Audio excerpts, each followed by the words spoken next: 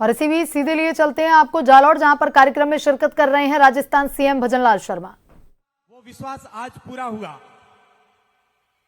अगली आवाज मेमेंटो भेंट करने के लिए आवाज दे रहा हूं परम आदरणीय मोहन जी सुतार, केडीएम फ्रम के ऑनर, परम आदरणीय उद्योगपति मोहन जी सुतार साहब से गुजारिश करूंगा कि आप मुख्यमंत्री साहब को मेमेंटो भेंट करें। उनके साथ साथ में जबराराम जी, सनोप जोहरा जी राजपुरोहित आप भी पधारें और बलवंत सिंह जी राजपूत ट्रस्ट अध्यक्ष आप भी पधारें। मेमेंटो लाया, मेमेंटो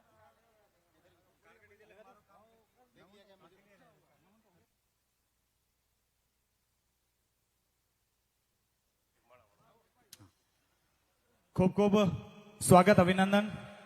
आज जीवन का मुझे एंकरिंग करते हुए बहुत समय हो गया है, मगर जीवन का ऐसा पहला मौका है कि मैं राजस्थान के यशस्वी मुख्यमंत्री के साथ में मंच साझा करके एक उद्घोषक के रूप में इस मंच पर हूं।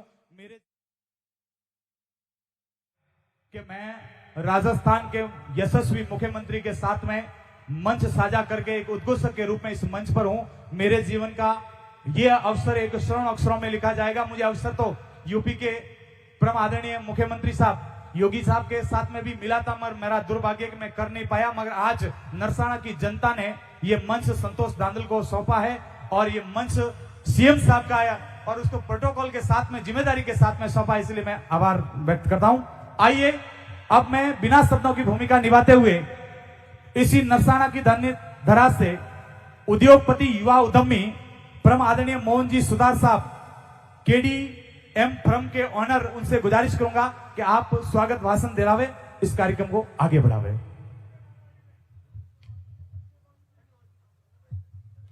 जय श्री राम, हर हर महादेव। माननीय श्रीमान जी भजनलाल जी शर्मा जी ने जो हमारी गुजारिश सुनी है, हमारे समस्त ग्रामवासी नरसाना की ओर से, एक छोटे से कार्यकर्ता, एक छोटे से हम वोटर है, छोटे से गांव और एक दुधेश्वर महादेव की कृपा हुई तो आप पधारे। समस्त ग्रामवासियों की ओर से आपका बहुत बहुत आभार, धन्यवाद। देखिए, संक्षेप शब्दों में एक व्यापारी ने बहुत सुंदर बात की। अब हमारे बीच में 30-35 किलो की पुष्प हार है, जिनको हमारे महात्माओं द्वारा और गांव के द्वारा सीएम साहब को पहनाया जाएगा। आइए, लाओ लाओ लाओ, जल्दी लाओ ना। अरे और संक्षेप शब्दों में मैं जिला अध्यक्ष परम आदरणीय जसराज जी राजपुर से गुजारिश करूंगा, माइक्रोफोन आपका इंतजार कर रहा है।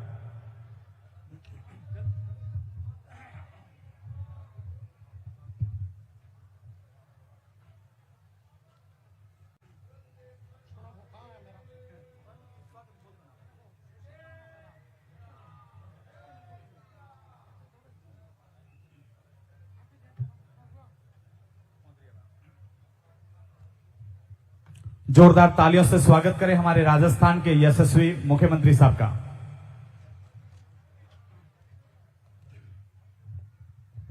मां भारती के चरणों में प्रणाम करता हूं। आज श्री दुधेश्वर महादेव मंदिर की भव्य प्राण प्रतिष्ठा समारोह के प्रथम दिवस जल यात्रा के समारोह में उपस्थित राजस्थान के यशस्वी मुख्यमंत्री, युवाओं के आदर्श, किसानों के भागीरथ, हम सबके लाडले आदरणीय श्री भजनलाल जी शर्मा साहब, उपस्थित सभी महंत जी महाराज, सांसद महोदय, विजय जी भाई साहब, विधायक गण, पार्टी के पदाधिकारी गण, सम्मानित मंच, उपस्थित देवतुल्य भामाशा, बुजुर्गों, युवा साथियों, मातृशक्ति एवं भगतगण, आप सभी का जालौर जिले की इस पवित्र नगरी नरसाना में हार्दिक स्वागत, हार्दिक अभिनंदन। आज का दिन अपने आप में एक अनूठा संयोग है, जहां एक तरफ दुधेश्वर महादेव मंदिर की प्राण प्रतिष्ठा महामहोत्सव का अवसर है, वहीं दूसरी तरफ राजस्थान के विकास पुरुष, हम सबके भागीरथ आदरणीय भजनलाल जी शर्मा साहब को भीनमाल विधानसभा क्षेत्र के नरसाना की पवित्र एवं पुण्य भूमि पर पहली बार आगमन हुआ है। हम क्षेत्रवासी दिल की गहराइयों से माननीय मुख्यमंत्री महोदय का नरसाना की इस पवित्र भूमि पर हार्दिक स्वागत और अभिनंदन करते हैं। आपकी उपस्थिति हम सब क्षेत्रवासी अपने आप को गौरवान्वित महसूस कर रहे हैं। माननीय मुख्यमंत्री जी, आपने सरकार के 1 साल के कार्यकाल में अभूतपूर्व विकास कार्य किए हैं। शिक्षा हो, चिकित्सा हो, चाहे सड़क की व्यवस्था हो, बिजली हो, पानी हो एवं विशेषकर युवाओं को रोजगार एवं पेपर लीक पर कठोर, उचित और समुचित कार्यवाही आपकी काबिले तारीफ है। हम सब आपके शानदार एवं सफलतम कार्यकाल से अभिभूत है। मुझे हाल ही में संगठन ने जिला अध्यक्ष का दायित्व दिया है। इसके लिए मैं आपका दिल से आभार व्यक्त करता हूं। स्थानीय क्षेत्र की जनता जनार्दन एवं कार्यकर्ताओं की भावना के अनुरूप हम आपसे आग्रह करेंगे कि हमारे क्षेत्र का विकास, आपकी सरकार हमारे क्षेत्र को कई ऊंचाइयों पर ले जाएगी। आपका एक बार पुनः नरसाना की धन्य धरा पर पधारने पर स्वागत, अभिनंदन। भारत माता की जय। बोलिए दूधेश्वर महादेव की, भारत माता की। बहुत बहुत धन्यवाद। जय हिंद, जय भारत। हमारे राजस्थान के यशस्वी मुख्यमंत्री साहब के साथ में अजीत जी मांडल साहब पधारे। उनके स्वागत के लिए मैं निवेदन करूंगा सुधार साहब से कि आप इनका स्वागत कराएं। अब मैं उनको ही आवाज दे रहा हूं मित्रों, जिनका इंतजार आप कर रहे थे। अब आपके तालियों की गड़गड़ाहट ऐसे बजनी चाहिए, साहब को भी पता चलना चाहिए कि मैं किनको मंच दे रहा हूं और ये किनके स्वागत में तालियां बजा रहे। ऐसा लगना चाहिए।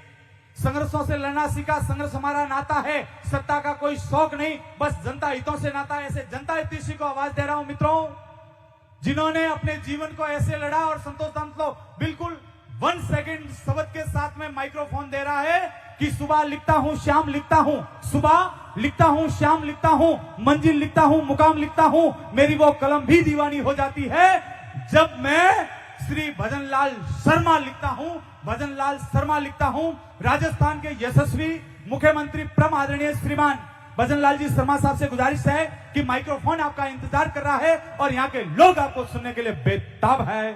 श्री राजस्थान के मुख्यमंत्री भजनलाल जी शर्मा साहब, तालियां बजाओ, बोलिए भारत माता की, भारत माता की, वंदे वंदे, जय हिंद, जय भारत।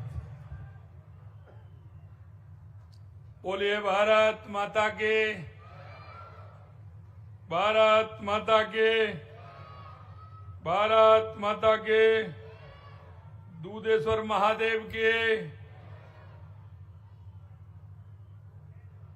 आज के इस दूधेश्वर महादेव मंदिर मूर्ति प्राण प्रतिष्ठा के कार्यक्रम में मंच पर विराजमान सभी श्रद्धेय संतगण, महाराज भाड़ूमठ श्री श्री 1008 शिवगिरी जी महाराज, महाराज बाली श्री श्री 108 श्री हरिप्रसाद जी, महाराज बड़गांव रानीवाड़ा श्री श्री 1008 लहर भारती जी, महाराज निम्बावास श्री श्री 108 अमृतनाथ जी, महाराज पूनासा मठ श्री श्री 1008 बाबूगिरी जी महाराज, महाराज गजपुरा मठ 1000 प्रेम भारती जी, हमारे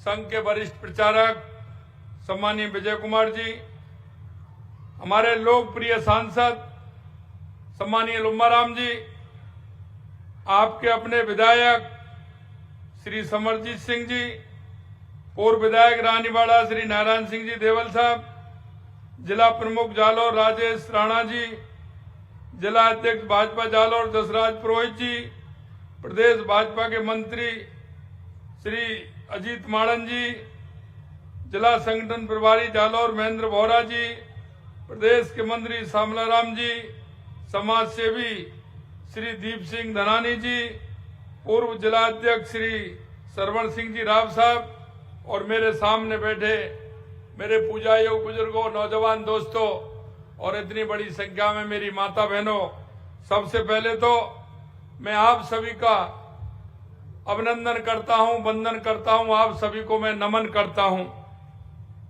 आज मैं बहुत ही सौभाग्यशाली हूं कि आज नरसना की इस पावन भूमि से भक्ति भाव और आध्यात्म की एक नई धारा प्रभावित हो रही है, क्योंकि ये हमारे संतों का आशीर्वाद जब हमारे ऊपर रहता है तो निश्चित रूप से हमारी समाज का वातावरण भी अच्छा होता है और हमारी संस्कृति, हमारी विरासत को भी बहुत बड़ा बल मिलता है।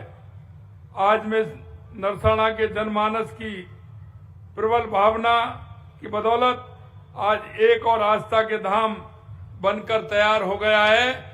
ऐसे आस्था के केंद्र बनाने वाले में आप सभी गांव वासियों को, क्षेत्रवासियों को, विधानसभा के सभी लोगों को मैं बहुत बहुत धन्यवाद ज्ञापित करता हूं। आज मुझे पूजनीय संतों और श्रद्धालुओं की उपस्थिति में इस भव्य दूधेश्वर महादेव मंदिर में मूर्ति प्राण प्रतिष्ठा के आयोजन का हिस्सा बनने का अवसर मिला।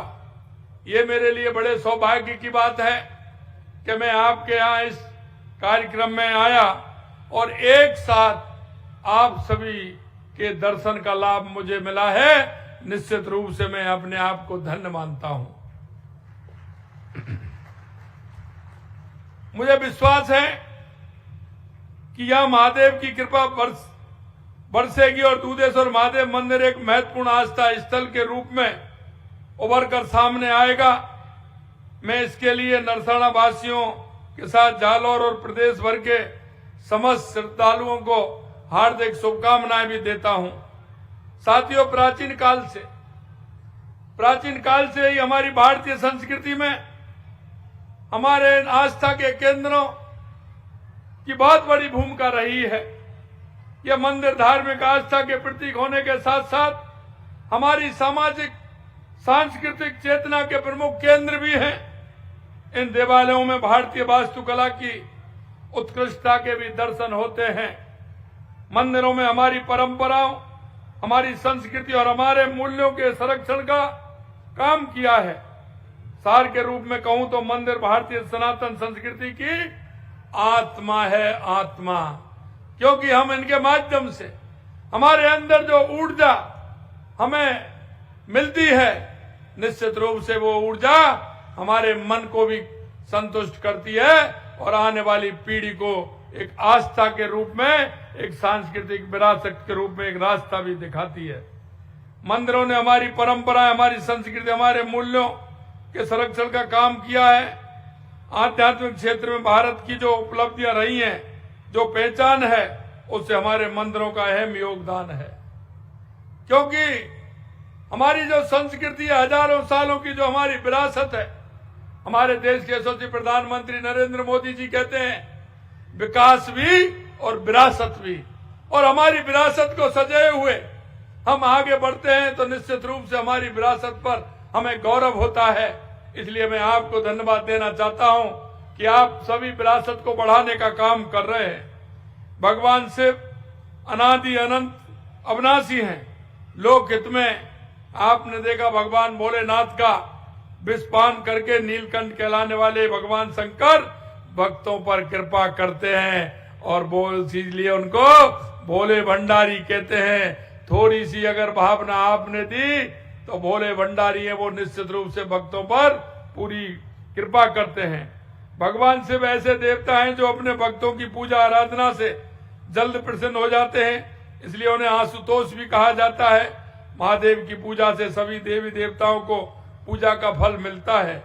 जिस पर शिव की कृपा हो जाती है उसे कोई बाधा नहीं सताती। भक्तों के लिए शिव का दरबार हमेशा खुला रहता है और वो देवों के देव महादेव हैं। इसलिए मैं आपको आने वाले शिवरात्रि के त्योहार की भी मैं आपको बहुत सारी शुभकामनाएं देता हूं। आज हम नरसाना में जिस अवसर के साक्षी बन रहे हैं वो भारत की सनातन संस्कृति के उत्थान के वर्तमान कालखंड का एक हिस्सा है। साथियों, देश के यशस्वी प्रधानमंत्री नरेंद्र मोदी जी के सक्षम और सुयोग्य नेतृत्व से देश में सनातन संस्कृति को एक नई ऊर्जा मिलने का काम हुआ है। आपने देखा होगा प्रधानमंत्री जी के अनवरत साधना का यह सुपरिणाम है कि पिछले साल उन्हीं के कर कमलों से अयोध्या के भव्य मंदिर में रामलला की प्राण प्रतिष्ठा हुई और इस भारत भूमि पर 500 साल के बाद जो इंतजार हुआ उसको देश के यशस्वी प्रधानमंत्री नरेंद्र मोदी जी ने पूरा किया है। और आप देख रहे हैं अयोध्या में एक दिव्य और भव्य मंदिर में हमारे रामलला विराजमान हुए हैं। पिछली साल रामलला के दर्शन का अलौकिक अनुभव एवं दिव्य अनुभूति मेरे लिए भावुक कर देने वाला पल था, क्योंकि मैं उस कार सेवा में भी गया था।